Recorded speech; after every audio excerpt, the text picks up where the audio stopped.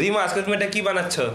আজকে আমি চোখ জ্বালা করছে বলে এই যে পেঁয়াজ কাটছি, আর পেঁয়াজগুলো কাটছি, চোখ জ্বালা করছে তো সেই জন্য চোখে সানগ্লাস পরে নিচ্ছি যাতে চোখটা জ্বালা না করে।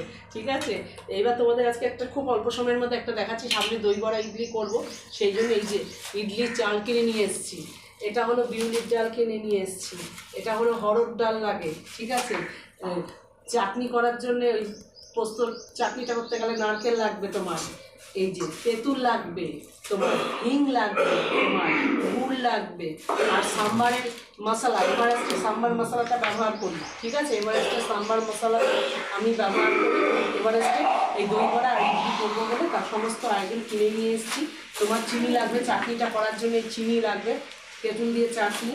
আর সাম্বার মশলাতে আমি সাম্বারের যে ডালটা হবে সেটার মধ্যে আমি সজনার ডাঁটা, এই যে সজনার ডাঁটা আর লাউ আর গাজর আর বিনস দিয়ে আমি করবো, টমেটো আর পেঁয়াজ দেবো।